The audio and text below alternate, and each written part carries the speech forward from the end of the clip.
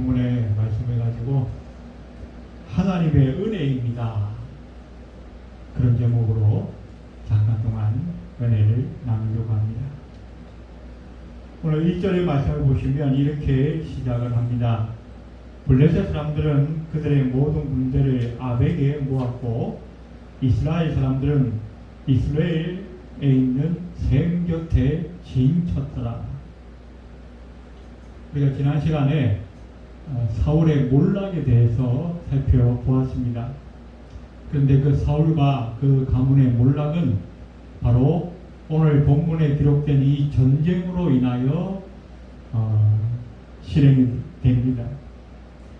이 전쟁은 우리가 알고 있듯이 가드왕 아기스가 이 다윗에 대한 신뢰감을 가지게 되면서 저 다윗이 우리의 적이 아니라 이제 우리의 동지가 될 수 있겠다.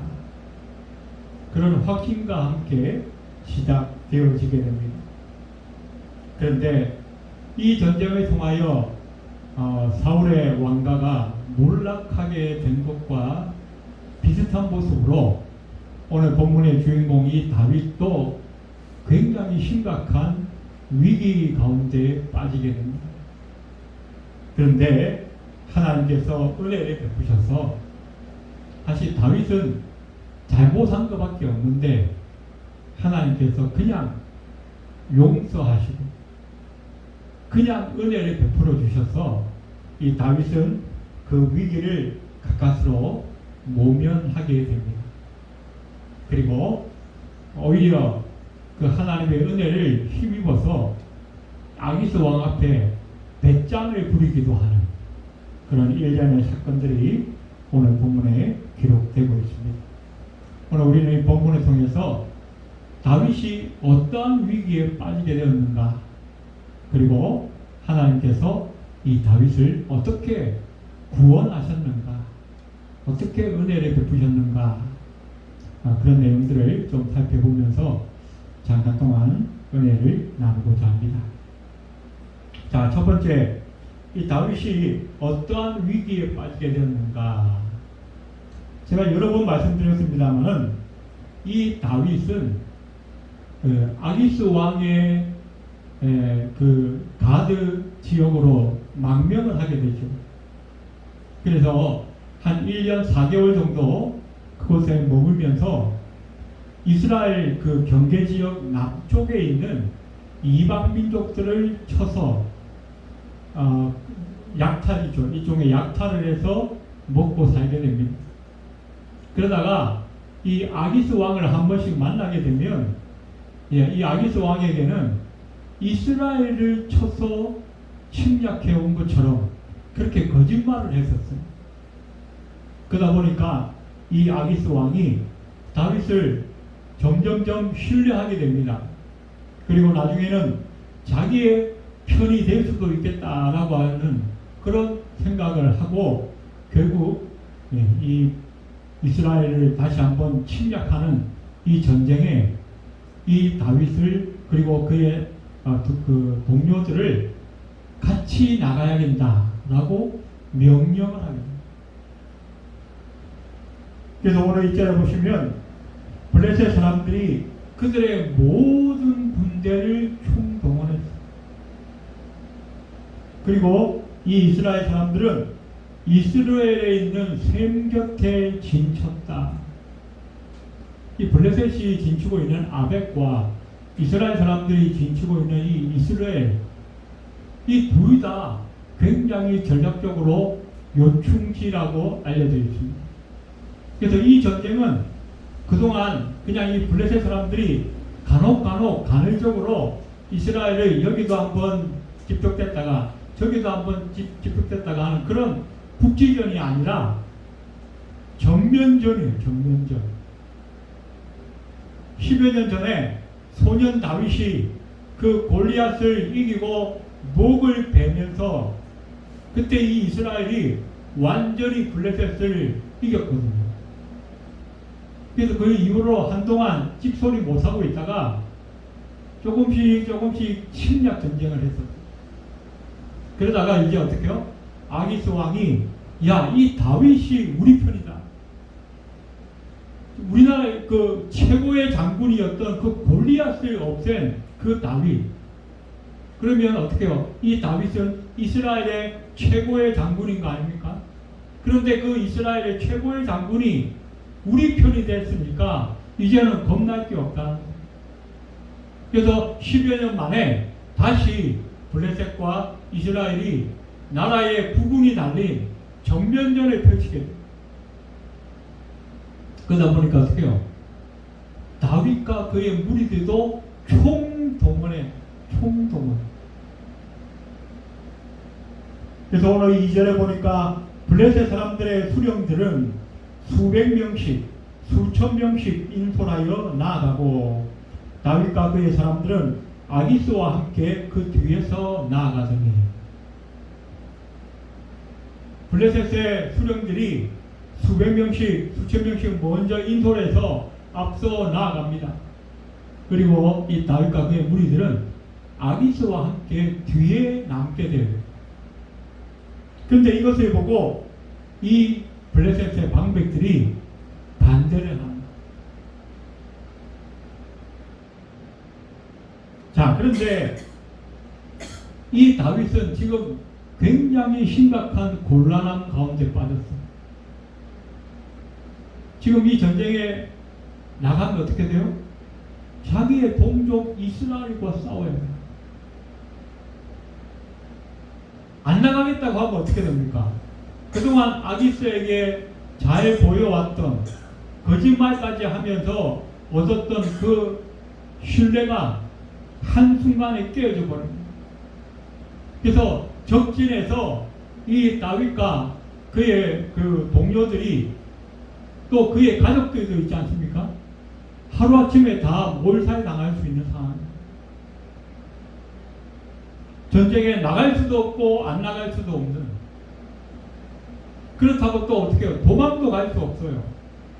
도망가면 어떻게? 지금 그 시글락에, 그 가드 땅에 그 시글락에 어떻게 해요? 지금 자기의 가족들을 다 남겨놓고 전쟁에 참여하는 거예요. 그러니 어떻게 해요? 이들이 도망가면 그의 가족들은 다 죽을 수가 없어요.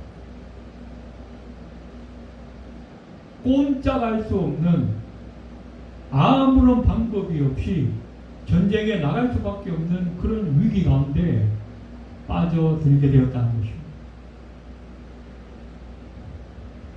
오래전에 우리 하나님께서 아브라함을 부르시고 가나안으로 가라 그리고 거기서 떠나지 마라, 가나안 땅을 떠나지 마라. 그런데 어떻게 해요? 그 땅에 흉년이 들었어요. 그러니까 이 아브라함이 흉년이 되면 먹고 살 수가 없으니까 애굽으로 잠깐 내려갑니다. 내려가면서 우리가 잘 아는 것처럼 그 아내를 누이라고 거짓말을 해요. 근데 너무나 재미난 것은 그 아들 이삭도 또 똑같은 실수를 범합니다. 똑같이 거짓말을 합니다. 그런데도 어떻게 해요? 오늘 본문의 이 다윗도 똑같은 위기 가운데 빠집니다. 하나님께서 아브라함과 그 이삭에게 좀 힘들고 어려워도 가나안 땅을 벗어나지 마라 그랬는데 이 아브라함과 이삭이 먹고 사는 문제가 힘들어지니까 벗어났던 것처럼 이 다윗도 어떻게 해요? 네가 사울 왕에게 좀 쫓겨다닌다 할지라도 그 이스라엘을 벗어나면 안 된다는 거였어요. 이왕이면 벗어나지 말라는 거였어요. 그것이 하나님의 뜻이었는데 이 다윗은 그것을, 물론 다윗이 얼마나 힘들었을까 우리는 다 알죠. 10년 가까운 세월 동안 얼마나 쫓겨다니면서 개고생하면서 거지처럼 살지 않았습니까? 다 알죠. 하지만 그럼에도 불구하고 하나님이 가라고 한 적이 없다는 거예요. 그런데 너무 힘드니까 견디지 못해서 그 가드 땅으로 도망가 버렸죠.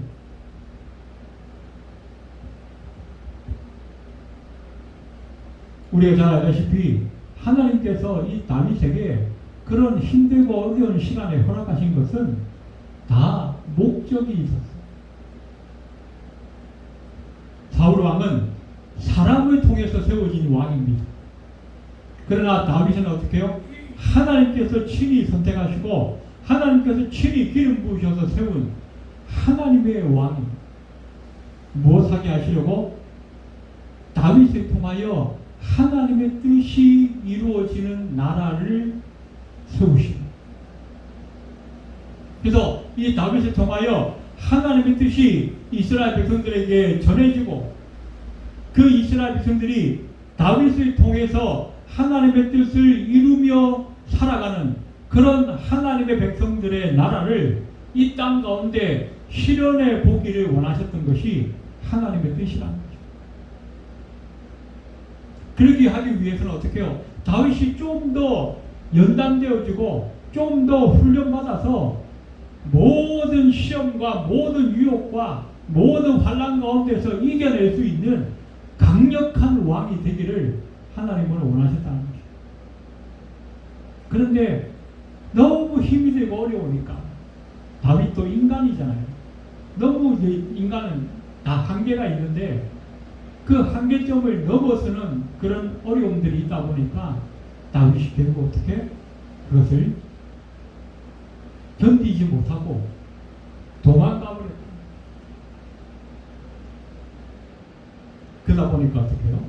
이 다윗에게 이런 심각한 위기가 오게 되어졌다는 것입니다. 처음에는 그 가드 땅에 들어가서 아기스에게도 잘 보이고 이제 먹고 사는데도 문제가 없고 예전처럼 도망자 신세로 여기저기 도망 다니지 않아도 되고 밤마다 두 다리 쭉 펴고 잠도 잘 자고 좋았을 거예요. 육신적으로 편했을 것입니다. 정신적인 스트레스도 없었을 거예요. 하지만 그 결과로 이스라엘의 왕이 될 다윗이 자기 나라 동족을 살육해야 하는 그런 전쟁에 블레셋 군사로 동원하게 되어지는, 참전하게 되어지는 그런 심각한 위기가 닥쳐왔다는 것입니다. 여러분, 우리는 우리 눈앞에 있는 그 고난과 어려움 때문에 때로는 너무 힘이 들고 어려울 수가 있습니다. 그렇다고 해서 우리가 그것을 인간적인 생각으로 좀 모면하려고 잘못된 사람의 생각과 계획을 거기에다가 갖다 대면 안 된다는 거예요. 우리에게 고난이 있고 우리에게 연단이 있는 것은 하나님의 계획과 뜻이 있다라고 하는 사실을 우리는 기억해야 합니다. 때로는 가난 때문에, 때로는 이웃 간의 관계 때문에, 때로는 나의 약한 그 약점 때문에 내가 고난당할 때가 있습니다.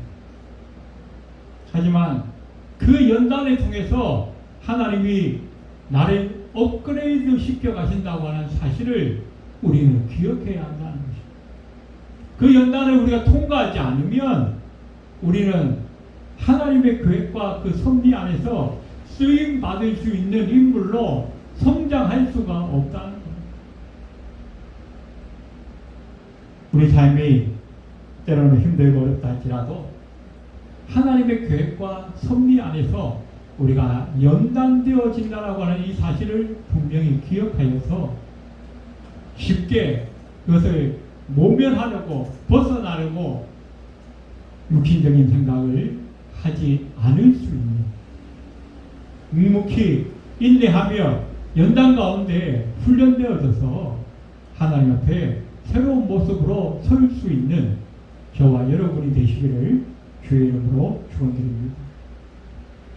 자, 이렇게 심각한 위기 가운데 있는 다윗을 그럼 하나님은 어떻게 도우셨는가? 오늘 2절 말씀을 보시면 블레셋 사람들의 수령들은 수백 명씩 수천 명씩 인솔하여 나아가고 다윗과 그의 사람들은 아기스와 함께 그 뒤에서 나아가더니 3절 블레셋 사람들의 방백들이 이르되 이 히브리 사람들이 무엇을 하려느냐 하니. 자, 블레셋의 수령들이 자기 군대를 이끌고 다 먼저 앞서 나갑니다. 그리고 이 다윗과 그의 동료들은 아기스와 함께 조금 뒤쪽에 이렇게 가게 됩니다. 그런데 그것을 이 블레셋의 방백들이 보았어요. 보니까 이게 모양새가 좀 이상한 거야. 앞에 지금 누가 있어요? 이스라엘 적군들이 있습니다.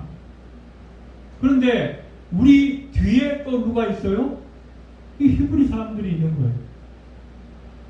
이 히브리라고 하는 이 표현은 그 블레셋이 이스라엘 사람들을 좀 그 국격에 낮춰서 좀 얕잡아 보면서 한 표현이죠. 우리가 중국 사람들을 좀 얕잡아 보거나 일본 사람들을 좀 얕잡아 볼 때 쓰는 표현들이 있죠. 그런 식으로 이 이스라엘 사람들을 표현한 거예요.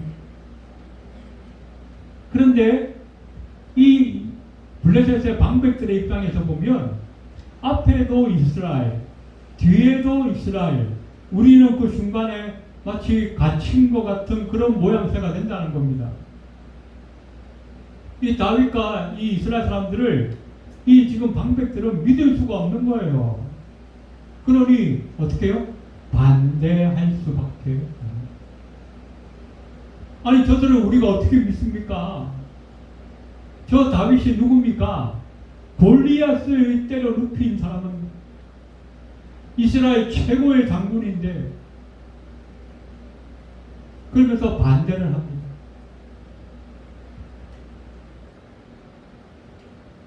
사절에서 보니까 블레셋 사람의 방백들이 그에게 노한지라. 블레셋 방백들이 그에게 이르되 이 사람을 돌려보내어 왕이 그에게 정하신 그 초소로 가게 하소서. 그는 우리와 함께 싸움에 내려가지 못하리니 그가 전쟁에서 우리의 대적이 될까 하나이다. 그가 무엇으로 그 주와 다시 화합하리까? 이 사람들의 머리로 하지 아니하겠나이까? 아기스는 이 다윗을 옹호했습니다. 왜? 자기가 직접 겪어보니까 뭐 자기한테 그렇게 나쁘지 않다는 거예요. 내가 이 사람을 겪어봤는데 나 앞에서 그렇게 흠잡을 데가 없었다. 괜찮은 사람이었다. 자기가 느낀 대로 아마 얘기했을 겁니다. 그러나 다윗을 직접 겪어보지 못한 이 블레셋의 방백들의 입장에서는 반대할 수밖에 없는 거예요. 이 수령들이 나오고 방백들이 나오는데 이 수령들은 그 블레셋 군대는 원래 5개 도시국가가 이렇게 연합되어진 무리들입니다. 우리가 잘 아는 뭐 가사, 가드, 에스불론, 아스돗 뭐 이런 나라들. 근데 그 각 나라의 최고 그 왕의 위치에 있는 사람들을 수령이라고 불렀고, 이 방백이라고 하는 말은 그 군대의 지도자들을 말합니다.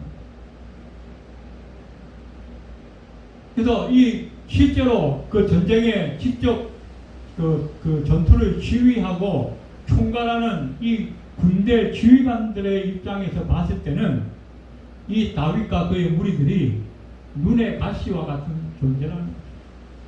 돌려보내라는 거예요. 돌려보내. 자, 그런데 우리는 이 말씀을 통해서 하나님이 다윗을 얼마나 사랑하시고 이 위기 가운데서 특별하게 다윗을 구출해 내시는 하나님의 섭리를 우리는 보게 되어진다는 것입니다. 이 방백들이 이거 반대 안 했으면 어떻게 해요? 다윗은 꼼짝없이 전쟁에 나가서 자기 동족들과 이 살육전을 벌여야 하는 거예요. 그러면 어떻게 돼요? 다시는 이스라엘로 돌아갈 수가 없어요. 그리고 이스라엘의 왕이 되는 것도 물 건너가는 거예요. 자기 동족을 살육한 사람이 어떻게 그 나라의 왕이 되겠습니까? 그런데 하나님께서 개입하셨어요. 이 방백들의 마음을 충동질하셨어요. 저 사람은 우리 편이 아닌데 우리와 함께 갈 수 없습니다. 돌려 보내십시오. 근데 이 말씀이 좀 이상해요. 우리가 그냥 상식적으로 생각하면 적의 수장이 지금 우리 부대 안에 들어와 있어요. 다윗은 이스라엘의 최고의 용장입니다. 골리앗의 목을 따던 그 모습을 지금 이 방백들 중에는 분명하게 기억하고 있는 사람들도 있을 거예요. 불과 10년 전의 일이니까. 그러면 어떻게 해요? 저 다윗을 우리가 죽여버립시다 이렇게 말할 수 있지 않습니까? 아니면 저 다윗과 그 이스라엘 무리들을 우리의 전쟁에 제일 앞장 세워서 총알바지로 씁시다. 뭐 그렇게 얘기할 수도 있는 거죠. 아니면 저 다윗의 목을 따서 우리의 그 창에 꼽아가지고 우리 전쟁 나갈 때 이 다윗의 목이 꼽힌 이 창을 들고 나가면 이스라엘 사람들이 뭐예요? 다윗의 목이 베인 것을 보고 사기가 땅에 떨어질 거 아닙니까? 그러면 그 전쟁은 영락없이 지고 마는 거죠. 블레셋이 별로 힘들이지 않고 그 전쟁에 승리할 수가 있는 거예요. 이런 상식적인 그런 선택지가 있음에도 불구하고 그들이 뭐라고 그랬어요? 그냥 돌려보냅시다. 이건 좀 상식적이지 않은 얘기죠. 우리가 생각하기에는 좀 이상한 얘기죠. 그런데 이 이상한 얘기를 만들어내신 분이 누구다? 하나님이시다. 또 한 가지 이상한 것이 있습니다. 이 블레셋 장군들이 오늘 5절에 보시면 이렇게 말합니다. 그들이 춤추며 노래하여 이르되 사울이 죽인 자는 천천히요 다윗은 만만히로다 하던 그 다윗이 아니니까. 사울은 천천히요 다윗은 만만히로다. 이거 누가 불렀어요? 10년 전에 이스라엘 여인들이 불렀던 노래예요. 10년 전에 이스라엘 여인들이 자기 나라에서 불렀던 그 노래를 10년 후에 이 블레셋 방백들이 어떻게 기억하고 어떻게 생각하느냐 하는 겁니다. 요즘처럼 뭐 유튜브나 뭐 방송에서 매일 그 음악을 틀어주는 것도 아닌데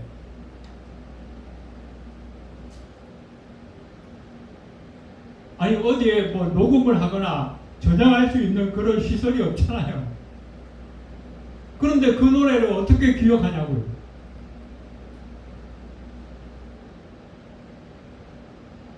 이것도 뭡니까? 하나님이 역사하신 것이라고 볼 수밖에 없다는 것입니다. 이스라엘 군대들이 기억했다? 그래도 그러면 또 어느 정도 이해할 수 있을 만해요. 그런데 생판 남의 나라, 적의 나라, 블레셋 나라 장군들이 어떻게 10년 전에 이 이스라엘 여인들이 불렀던 그 노래를 기억하고 생각하냐고요. 아무리 그 당시에 충격적인 사건이었다 할지라도 한 2, 3년 지나면 다 잊어버리는 거 아닙니까? 아무리 뭐 이렇게 즐겁게 불렀던 노래라 할지라도 한 몇 년만 지나면 다 잊어버리는 거 아니에요. 그런데 무려 10년이 더 지났는데도 그 노래가 기억이 났다? 이것은 하나님이 그 마음에 역사하신 것이라고 밖에는 보일 수가 없다는 것입니다. 그래서 어떡합니까? 다윗은 자기의 육신의 아내를 위해서 하나님이 예비하신 그 연단의 시간을 자기 스스로 포기하고 가드 왕 아기스에게로 도망해 가버렸지만, 그래서 한동안 잘 먹고 잘 사는 것 같았지만, 두 다리 쭉 뻗고 밤마다 잘 자는 것 같았지만, 결정적으로 심각한 위기 가운데 빠져들 수밖에 없었는데, 다윗을 불쌍히 여기신 하나님께서 은혜를 베푸셔서 그 위기 가운데에 이 방백들의 마음을 움직이셔서 결국 어떻게 해요? 이 다윗이 위기로부터 벗어나게 되어졌다. 오래전에 아브라함도 마찬가지였습니다. 이삭도 마찬가지였습니다. 분명히 하나님께서 가나안에 떠나지 말라고 했는데 육신적인 평안을 찾아서 떠났어요. 거짓말까지 했어요. 그런데도 하나님께서 아브라함과 이삭을 긍휼히 여기시고 그 애굽 왕을 마음을 움직이셔서 큰 선물까지 받아서 돌아오게 하십니다. 이것이 하나님의 은혜인 줄로 믿습니다. 우리의 삶도 마찬가지입니다. 우리는 때때로 한 번 잘못했다고 해서 당장 하늘에서 뭐 벼락이 떨어지지 않을까. 오늘 내가 새벽기도 안 갔는데 아침에 출근하다가 사고 나지 않을까. 그런 엉뚱한 생각을 할 때가 있습니다. 그러나 그렇지 않습니다. 우리 하나님은 여전히 우리를 사랑하시는 하나님이십니다. 여전히 우리를 도우시는 하나님이십니다. 어떤 사람들은 우리에게 좋은 일이 일어나면 그것이 우연이라고 말하기도 합니다. 그러나 우연이 아니라 하나님의 은혜라고 성경은 우리에게 가르쳐주고 있다는 것입니다. 오늘도 내일도 우리는 매일매일 우리의 삶이 하나님의 은혜인 것을 기억하시기 바랍니다. 그리고 그 은혜를 베푸시는 그 하나님 앞에 내 생각과 내 계획을 내려놓고 온전히 주님을 신뢰하고 주님께 맡기면서 우리의 삶을 통하여 하나님께 영광 돌릴 수 있는 저와 여러분이 다 되시기를 주의 이름으로 축원드립니다. 기도드리겠습니다. 고마우신 하나님, 때로 다윗이 실수도 하고 거짓말도 했는데 그로 인하여서 심각한 위기 가운데 빠져들게 되었는데 하나님께서 다윗을 긍휼히 여기시고 다윗에게 역사하셔서 그 위기를 벗어날 수 있도록 인도하신 것을 보았습니다. 이것이 우리에게도 동일하게 역사하시는 하나님의 은혜인 줄로 믿습니다. 그 은혜를 날마다 감사하게 하시고 그 은혜 가운데서 우리가 그냥 제멋대로 방종하며 사는 것이 아니라 그 은혜로 인하여서 우리가 돌이키게 하시고 회개하게 하시고 믿음으로 하나님만을 바라보며 나아갈 수 있는 우리의 모습이 될 수 있도록 주님 역사하여 주시옵소서. 예배를 마치고 돌아가는 발걸음 위에도 함께하여 주옵소서. 예수님의 이름으로 간절히 기도드리옵나이다. 아멘.